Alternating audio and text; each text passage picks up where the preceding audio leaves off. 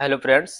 SIR का form भरते वक्त एक बहुत बड़ी प्रॉब्लम जो सामने आ रही है, बार बार सामने आ रही है और बहुत सारे लोगों ने मुझसे डिस्कस भी किया था। तो मैंने सोचा लाओ आपको बता दिया जाए। फॉर्म में फिलिंग करते वक्त एक बहुत बड़ी समस्या ये है कि जो लेडीज़ जिनकी शादी हो चुकी है और 2003 से पहले वाली जो वोटर लिस्ट है 2003 वाली, उसमें अगर उनका नाम नहीं है तो एसआईआर का फॉर्म भरते वक्त उसमें जो इंफॉर्मेशन है वो किसकी फिल होगी? लेडी के हस्बैंड की होगी या फिर फादर की? ये बहुत बड़ी प्रॉब्लम है। तो मैं तुम्हें बताता हूँ, आइए मैं करके दिखाता हूँ। जो एसआईआर का फॉर्म है मेरे पास, मैं उसमें आपको सारी चीज क्लियर करके बताता हूँ, ठीक है? देखिए दोस्तों, ये मेरे हाथ में एक एसआईआर फॉर्म है। हालांकि ये मेरा है, लेकिन मैं इसमें बता दे रहा हूँ कैसे करके फिलिंग होगी। अ, हम सब जानते हैं ऊपर का जो बेसिक इन्फॉर्मेशन है, ये बेसिक स्ट्रक्चर है, ये तो सब जानते ही हैं कैसे करके फिल हो रही है। वो डीओबी वगैरह है, यहाँ पर आधार कार्ड, मोबाइल नंबर वगैरह। और यहाँ पर ये जो पिता अभिभावक का जो कॉलम है, यहाँ पर फादर्स का नेम, यहाँ पर फादर्स का नेम हो जाएगा, यहाँ पर उनका एपिक नंबर, यहाँ पर मदर्स नेम, यहाँ पर उनका एपिक नंबर हो जाएगा। ओके।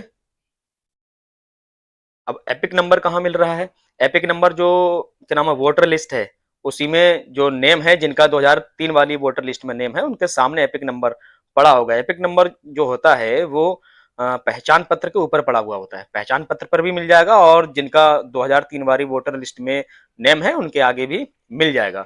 अच्छा, यहाँ पर जो मैरिड है उनका, यहाँ पर इस वाले कॉलम में अगर कोई मेल है तो उसकी वाइफ का नेम, और कोई क्या नाम है, फीमेल है तो उसके हस्बैंड का नेम आ जाएगा, यहाँ पर उनका एपिक नंबर आ जाएगा। ये तो बेसिक इन्फॉर्मेशन रही। अब कंडीशन ये है कि जिनका 2003 वाली लिस्ट में नेम है उनकी इन्फॉर्मेशन आ जाएगी इसमें। मान लेते कोई लेडी है जिनकी शादी हो चुकी है, उनका 2003 की लिस्ट में नेम है, तो उनकी तो इन्फॉर्मेशन यहाँ आ जाएगी। ओके। संबंधी के नेम में फादर्स नेम आएगा और संबंध क्या आ जाएगा, पिता, या मदर्स नेम आ जाएगा और संबंध आ जाएगा माता। बाकी जो इन्फॉर्मेशन है वो वैसी ही भर जाएगी। अब आती है बात ये कि अगर उसका 2003 की लिस्ट में नाम नहीं है, लेडी है जिनकी शादी हो गई है और मायके की दो जो वोटर लिस्ट है 2003 वाली, उसमें उनका नेम नहीं है, तो अब उस कंडीशन में हम क्या करेंगे यहाँ पर? अच्छा, एक चीज और बता दूं। मान लेते हैं कि लेडी के हस्बैंड का नेम है 2003 की लिस्ट में, बट लेडी का नहीं है। अब बड़ी समस्या ये है कि क्या उनके हस्बैंड का डाटा इसमें भर दिया जाए? तो ये आपको बिल्कुल क्लियर कर दूं, ये हस्बैंड के लिए बिल्कुल भी नहीं है। यहाँ पर या तो फादर्स की डिटेल होगी या फिर मदर्स की। अगर उनका 2003 की लिस्ट में नेम है तो उनकी डिटेल इसमें भरी जाएगी, या तो पिता की या फिर माता की। यहाँ पर पिताजी का नाम आ जाएगा, एपिक नंबर आ जाएगा उनका, पिताजी के पिताजी का नाम आ जाएगा, मतलब जो लेडी हैं उनके दादाजी का नाम, और यहाँ पर पिता आ जाएगा। या फिर मदर्स हैं तो उस हिसाब से यहाँ पर संबंधी का नाम, उनसे क्या संबंध है ये आ जाएगा। बाकी ये बेसिक इन्फॉर्मेशन नीचे जो हम ऊपर भी या फिल करके आए हैं।